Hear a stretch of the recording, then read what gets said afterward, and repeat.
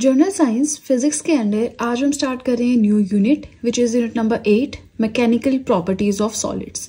ये यूनिट कोई बहुत लेंथी नहीं है, सिर्फ 2 ही पार्ट्स इस यूनिट के रहेंगे। आज है फर्स्ट पार्ट। आज के यूनिट के अंडर हमें क्या क्या पढ़ना है, मैटर क्या होता है, इसमें भी मेनली सॉलिड्स क्या होते हैं, बिल्कुल बेसिक है। इलास्टिसिटी क्या होती है एंड इलास्टिसिटी से रिलेटेड कुछ important terms, stress and strain क्या होता है, स्ट्रेस के टाइप, स्ट्रेन के टाइप्स, बस ये हमें आज के वीडियो में कवर करना है। वीडियो थोड़ी सी लेंथी हो सकती है, लेकिन आप सबने अपनी नोट्स मेकिंग कंटिन्यू रखनी है। बहुत दिनों के बाद, आई थिंक 6-7 दिनों के बाद वीडियो आ रही है आपके फिजिक्स की, है ना, तो पूरी शिद्दत के साथ, पूरे फोकस एंड डेडिकेशन के साथ इस टॉपिक को कवर करें। अब देखो मैटर क्या होता है, तो ये तो हम बिल्कुल स्कूल टाइम से पढ़ते आ रहे हैं। 3 स्टेट्स होती है मैटर की, अब तो हम 5 पे पहुंच गए हैं, है ना। बोस, आइंस्टाइन, प्लाज्मा, इन्हें भी हम स्टेट्स कंसीडर करते हैं, बट नॉर्मली हम 3 स्टेट्स मानते हैं, solid, liquid and gas. Solid क्या होता है ना, क्योंकि हमारा जो आज का वीडियो है या बोलो यूनिट है वो है mechanical properties of solids. Solids की क्या मैकेनिकल प्रॉपर्टीज होती हैं, लेकिन उसके लिए सॉलिड होता क्या है ये भी तो पता होना चाहिए ना।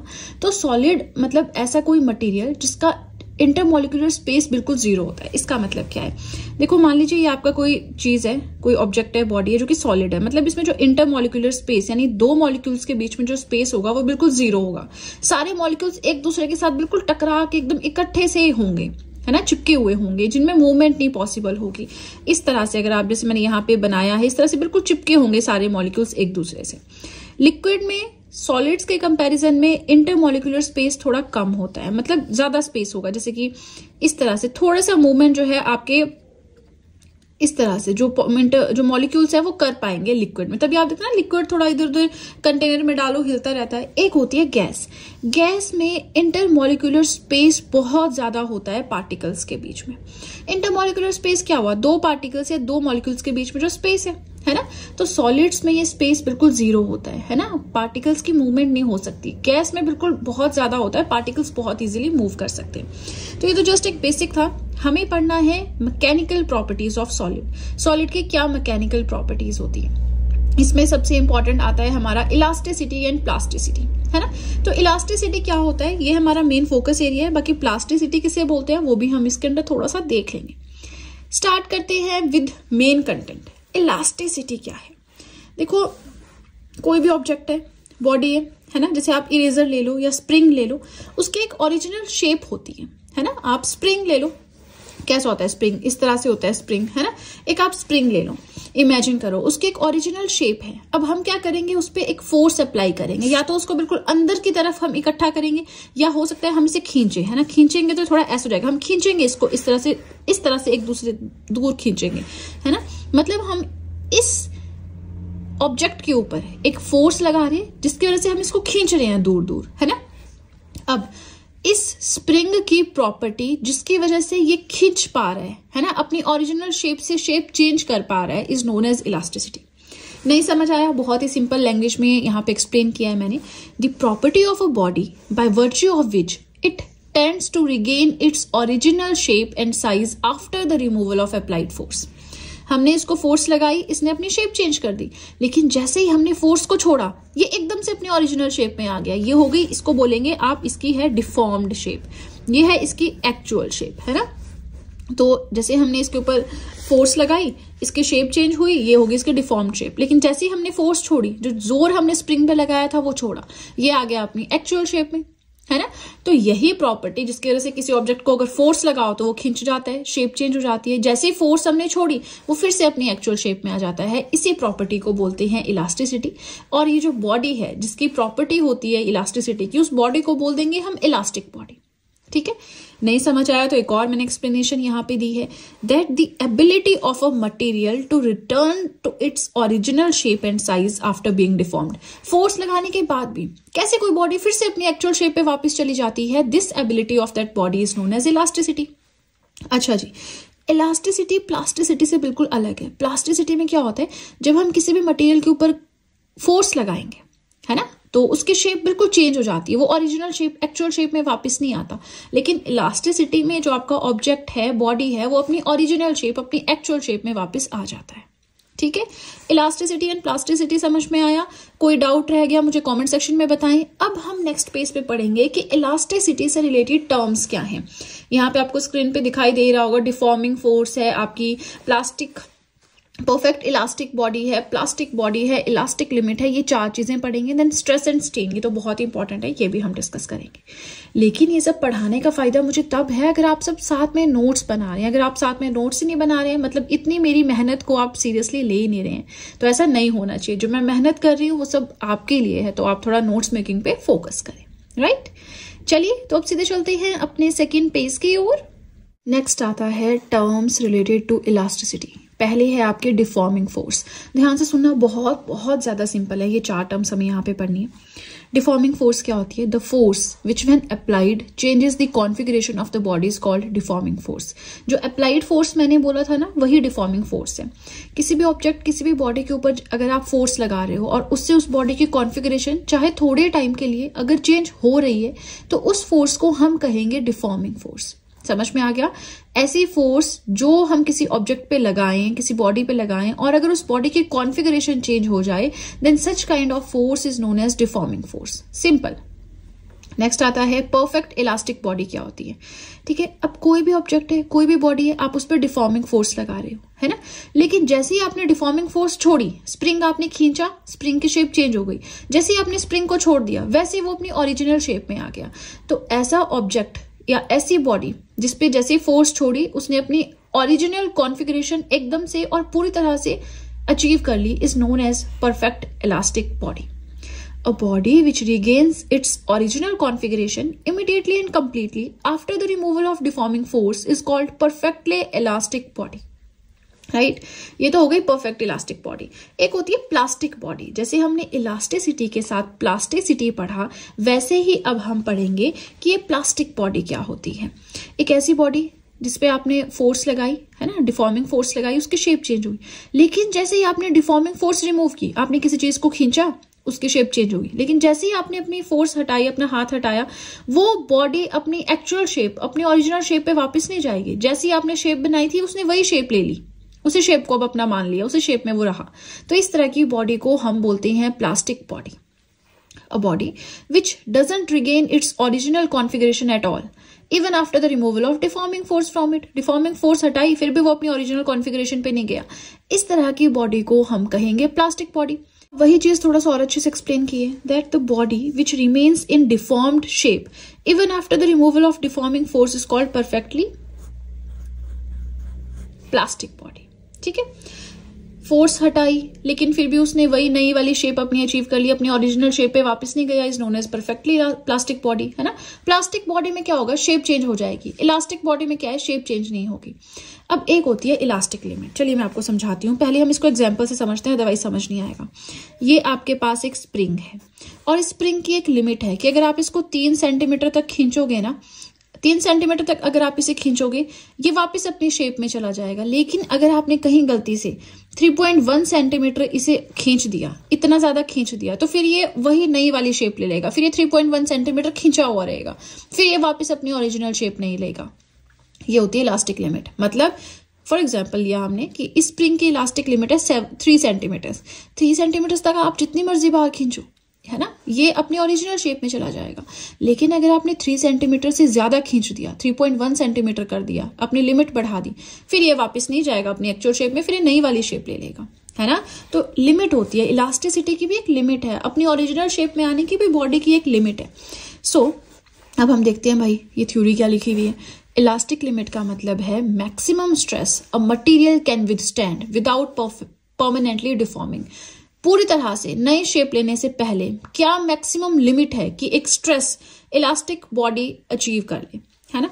मतलब 3 सेंटीमीटर लिमिट है, इलास्टिक लिमिट है स्प्रिंग की। अगर आपने इतना खींचा तो कोई दिक्कत नहीं है, ये अपनी ओरिजिनल शेप ले लेगा। अगर आपने इसे ज्यादा खींच दिया इसको, फिर ये डिफॉर्म हो जाएगा। ये है इसकी इलास्टिक लिमिट, एक लिमिट जिस लिमिट तक ये स्ट्रेस को सहन कर सकता है। ठीक है, अब यही कहानी मैंने यहाँ पे लिखी है that whenever the material is stressed below its elastic limit, इससे कम अगर हम खींचेंगे it will return to its original shape when the stress is removed. जैसे ही आपने स्ट्रेस हटाया ये एक्चुअल शेप ले लेगा, अपनी ओरिजिनल शेप ले लेगा।